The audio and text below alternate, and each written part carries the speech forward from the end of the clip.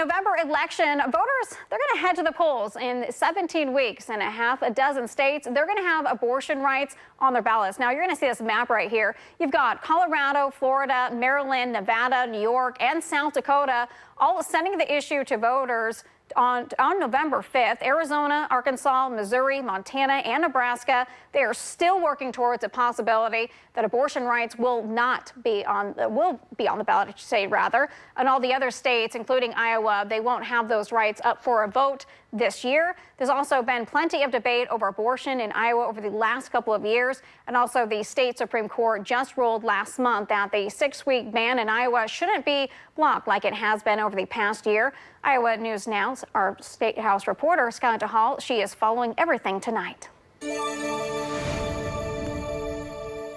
Is that it again seems that Democrats are going to try to rely heavily on abortion as an issue, perhaps particularly in the states that have in fact enacted some more restrictive measures. This November, at least 5 states will have abortion referendums on the ballot, in large part due to the number of signatures from voters who want to decide the issue themselves, an option that's not available to Iowans. They can't do that in Iowa, at least not in the same way, because Iowa doesn't have what would be called a referendum or an initiative measure. In other words, there isn't a mechanism to have something put on the ballot by having a certain number of voters sign a petition to ask to have it put on the ballot. Iowa lawmakers could pass a constitutional amendment to take abortion to voters, but it's a lengthy process requiring 2 consecutive General Assemblies where lawmakers would have to back the plan twice within 4 years before it could go on the ballot. Both chambers of the Iowa legislature have to have a majority vote to pass some amendment to the Iowa Constitution, and they have to do that in 2 successive legislative sessions. Republicans did advance a constitutional amendment during the 2021-2022 General Assembly,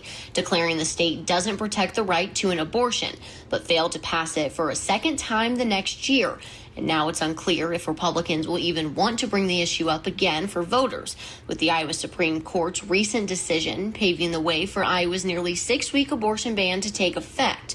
In a statement, House GOP Communications Director Melissa Sates says they'll be focusing on policies that promote a culture of life, supporting strong families, a better adoption and foster care system, and expanding access to maternal health care.